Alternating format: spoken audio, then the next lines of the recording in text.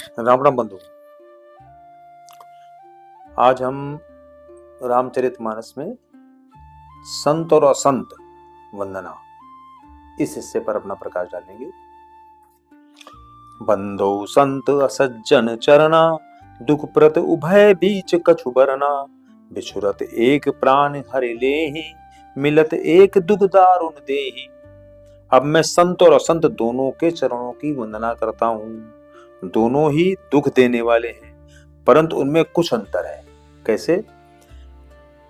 वह अंतर है कि एक संत तो बिछुड़ते समय प्राण हर लेते हैं और दूसरे जो असंत होते हैं वो मिलते समय दारुण दुख देते हैं। अर्थात संतों का बिछड़ना और मरने के समान दुखदायी होता है और असंतों का मिलना दुखदायी होता है।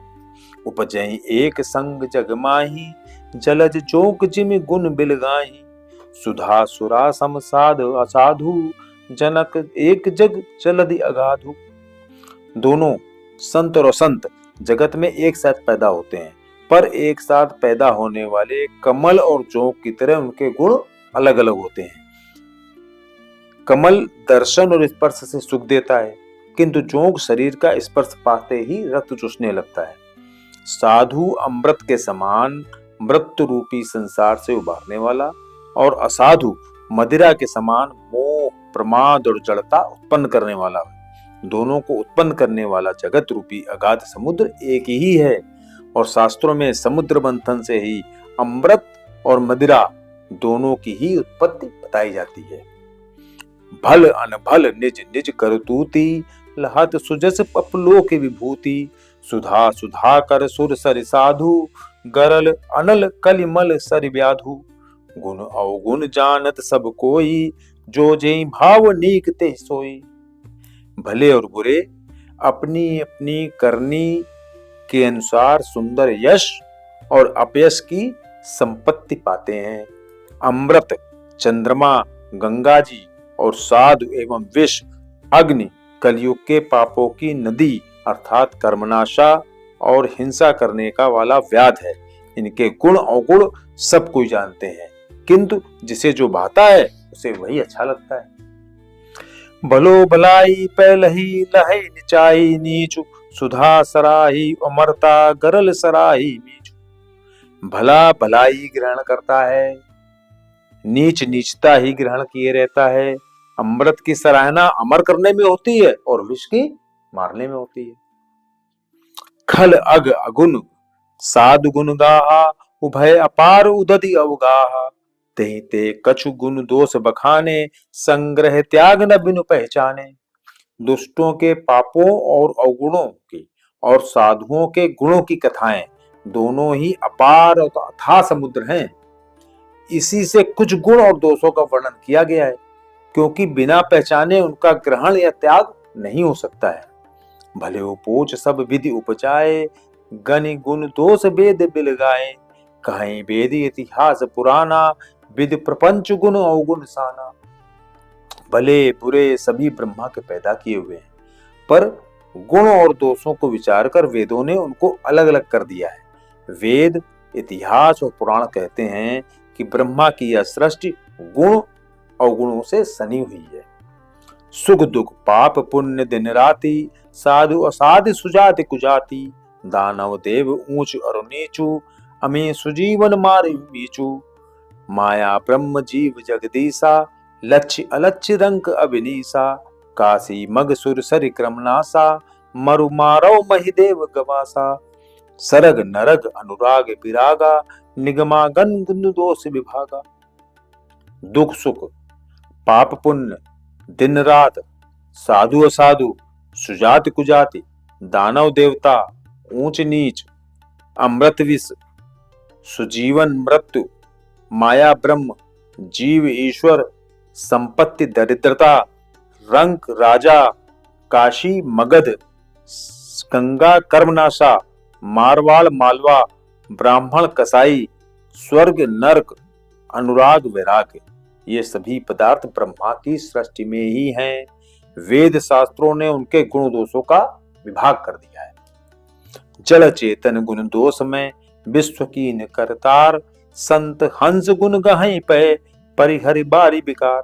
विधाता ने इस जड़ चेतन विश्व को गुण दोष में रचा है, किंतु संत रूपी हंस दोष रूपी जल को छोड़कर गुण रूपी दूध को ही ग्रहण करते हैं। अस विवेक जब दे विधाता, तब तज दोष गुण ही मनुराता। काल स्वभाव कर्म बरियाई, भलो प्रकृति बस चुकई भलाई। विधाता जब इस प्रकार का हंस का सा विवेक दे देते हैं, तब दोषों को छोड़कर मन गुणों में अनुरक्त होता है। काल स्वभाव और कर्म की प्रबलता से भले लोग भी माया के वश में होकर कभी कभी भलाई से चूक जाते हैं। सो सुधारे हर जिन जिमले ही, दलित दुख दोष विसल विमल जसु देहि। खलौ करहीं भल पाई सुसंगु, मिटहि न मलिन स्वभाव अभंगु। भगवान ने के भक्त जैसे उस चूक को सुधार लेते हैं और दुख दोषों को मिटाकर निर्मल यश देते हैं, वैसे ही दुष्ट भी कभी कभी उत्तम संग पाकर भलाई करते हैं, परंतु उनका कभी भंग न होने वाला मलिन स्वभाव नहीं मिटता है। लग सुबेश जग पंचक जेऊ, बेस प्रताप पूजी यहीं तेऊ। उघरई अंत न होए निबाहु, काल नेम जिम रावण राहु। जो वेशधारी ठग हैं, उन्हें भी अच्छा साधु का सा वेश बनाए देखकर वेश के प्रताप से जगत पूछता है, परंतु एक न एक दिन वे चौड़े आ ही जाते हैं। अंत तक उनका कपट नहीं निभता, जैसे काल नेम रावण और राहु का हाल हुआ है। कियो कुबेश साध सन्मानु, जिम जग जामवंत हनुमानु। हानि कुसंग सुसंगत लाहु, लोकों वेद विदित सब काहू। बुरा वेश बना लेने पर भी साधु का ही सम्मान ही होता है, जैसे जगत में जामवान और हनुमान जी का हुआ। बुरे संग से हानि और अच्छे संग से लाभ होता है, यह बात लोक और वेद में है, सभी लोग उसको जानते हैं। गगन चढ़ई रज पवन प्रसंगा, की चही मिलई नीच जल संगा। साधु असाधु सदन सुख सारी, सुमरे राम दे गनगारी। पवन के संग से धूल आकाश पर चढ़ जाती है, वही नीच नीचे की ओर बहने वाले जल के संग से कीचड़ में मिल जाती है। साधु के घर के तोता मैना राम राम सुमिरते हैं और असाधु के घर के तोता मैना गिन गिन कर गालियां देते हैं। धूम कुसंगत कारिक होई, लिखी पुराण मंजू मस सोई। सोई जल अनल अनिल संघाता, होई जलद जग जीवन जाता। कुसंग के कारण धुआं कालिक कहलाता है, वही धुआं सुसंग से सुंदर स्याही होकर पुराण लिखने के काम आता है, और वही धुआं जल अग्नि और पवन के संग से बादल बनकर जगत को जीवन देने वाला बन जाता है।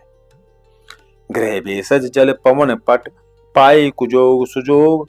होई कुबस्तु सुबस्तु जग, लखई सुलक्षण लोग।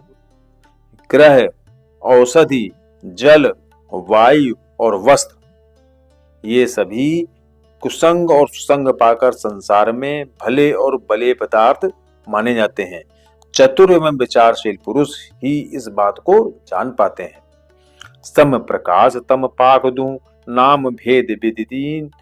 सच शोषक पोषक समुझी, जग जस अब जस दीन।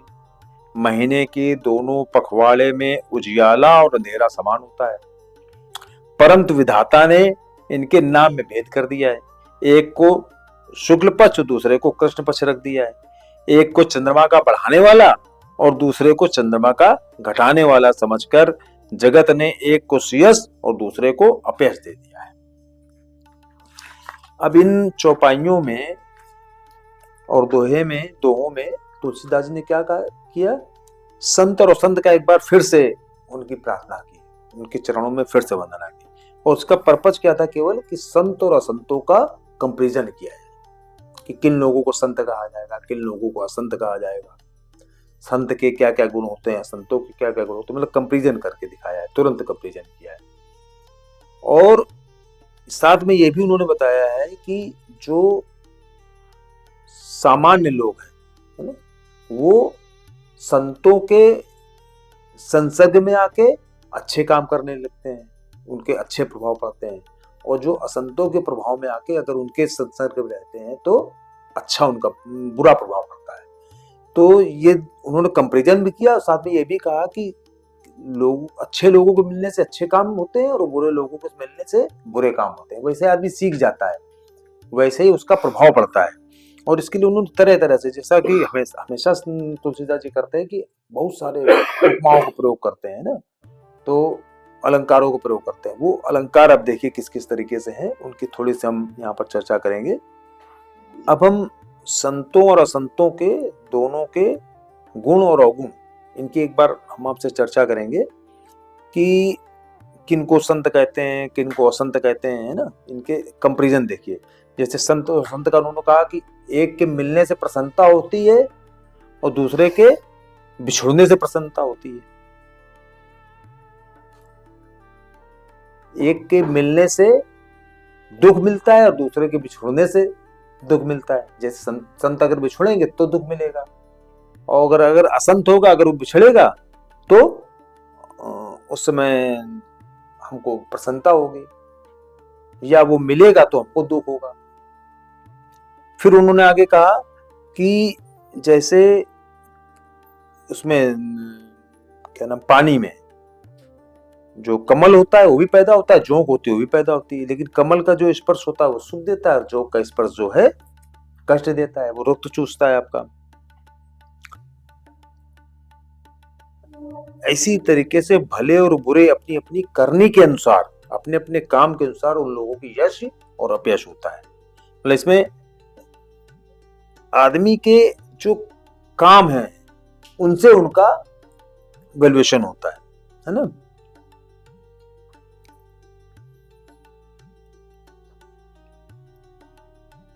उन्होंने कहा कि जैसे भला जो होता है वो हमेशा भला ही ग्रहण करता है, किसी भी चीज में उसको जो अच्छी चीज होती है उसी को ग्रहण करता है, और जो नीच व्यक्ति होता है वो किसी भी चीज में नीचता ही ग्रहण करता है। जैसे कि जो विष होता है और अमृत होता है, अमृत जो है हमेशा जो है आदमी को अमरता प्रदान करता है ना, और विष जो होता है हमेशा उसका काम मारना है तो मारेगा ही। जबकि दोनों की उत्पत्ति कहां से हुई है? समुद्र से हुई है, एक ही जगह से उत्पत्ति है। यहां पर इन्होंने आगे बताया है कि जो प्रकृति है, जो ब्रह्मा जी की सृष्टि है, उसमें चाहे सफेद हो, चाहे काला हो, चाहे दिन हो, चाहे रात हो, चाहे सत्य हो, चाहे असत्य हो, चाहे पुण्य हो, चाहे पाप हो, चाहे देवता हो, चाहे दानव हो, चाहे रंग हो, चाहे राजा हो, ये सभी जो है ब्रह्मा जी ने पैदा किए। ये सब उसी सृष्टि के अंग है, और ये सारे लोग विपरीत ध्रुव के होने बाद भी अपना अपना काम अपने अपने उसमें करते रहते हैं। जो जिसका गुण है वो उसी गुण में अपना काम करता रहता है, अपने गुणों को नहीं छोड़ता है वो। यही उसका मतलब स्पेशलिटी होती है। और गुण और दोष ये मतलब दोनों एक साथ चलते रहते हैं पूरे, मतलब पूरी सृष्टि में। किंतु जो संत रूपी जो हंस होता है, हंस की क्या बात होती है, खास बात कि अगर उसको दूध और पानी मिला के दे दिया जाता है, दूध पी जाता है, पानी पानी छोड़ देता है। ये बहुत खास बात होती है हंस की। तो वैसे ही जो संत लोग होते हैं इस समाज में, चाहे दोनों तरह की चीजें हैं, दोनों तरह के लोग हैं, लेकिन उसमें से अच्छी अच्छी चीजें वो चुन लेते हैं और बुरी बुरी चीजें वो छोड़ देते हैं।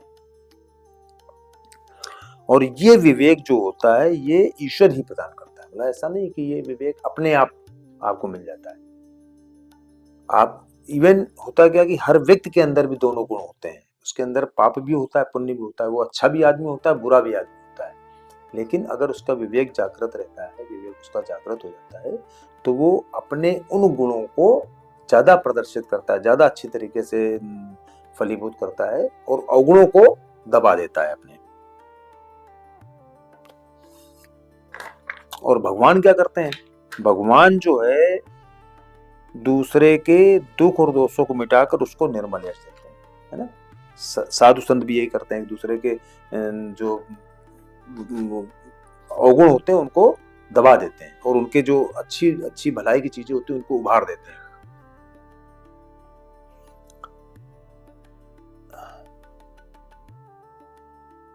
इन्होंने एक और उदाहरण दिया कि जैसे जो साधु वेशधारी जो ठग होते हैं वो बहुत दिनों तक उनकी वो जो छिप नहीं पाती, वो एक न एक दिन उभर जाती। जैसे कालनेम का उभर आया था, चूंकि वो तो राक्षस था, वो साधु बना बैठा था, तो वो भी, उसका भी चरित्र उभर आया था। रावण का भी चरित्र उभर आया था, वो वहां साधु का वेश बना के आया था सीता जी को हरने के लिए, कि थोड़ी देर में उसका।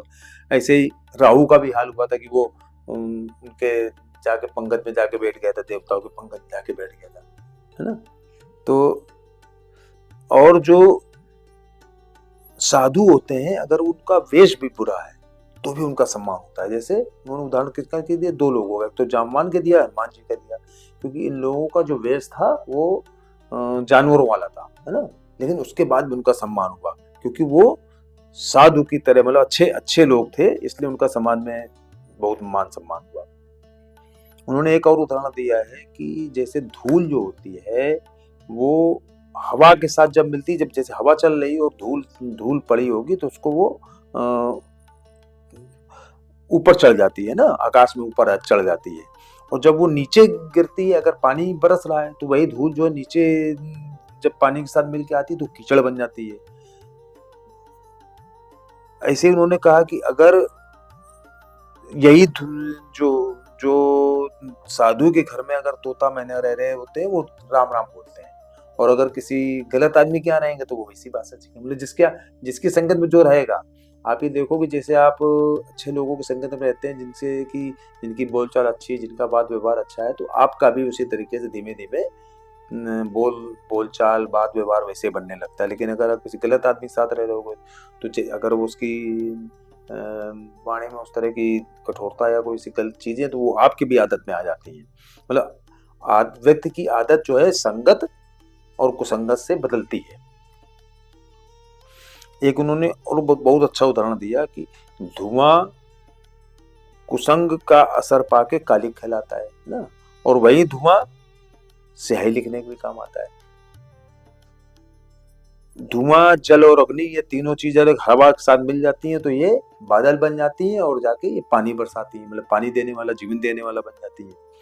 इसी तरीके से 4-5 चीजों को उन्होंने नाम लिए, ग्रह, औषधि, जल, वायु और वस्त्र। ये सभी कुसंग और सुसंग पाकर संसार में बुरे और भले पदार्थ हो जाते हैं। ग्रह, अगर गलत ग्रह के साथ मिल जाते हैं तो उनका, नहीं कहा जाता नीच के ग्रह हैं, उनके साथ मिलकर उनका प्रभाव गलत हो जाता है। औषधि, किसके साथ कौन सी चीज लेनी है, कौन सी औषधि किसके साथ, कुछ औषधि जो होगी शहद के साथ लेनी होगी, कोई औषधि हो सकता है कि नींबू के साथ लेनी हो, कोई पानी के साथ लेनी होगी। तो जिस चीज के साथ उसको लेनी है उसी के साथ उसका प्रभाव होता है, अदरवाइज वो विष भी बन जाती है। जल, तो जहां मिल जाता है वहां वैसे ही हो जाता है, जल के लिए कहा ही जाता है ना, पानी रे पानी तेरा रंग कैसा, जिसमें मिला दो उस जैसा।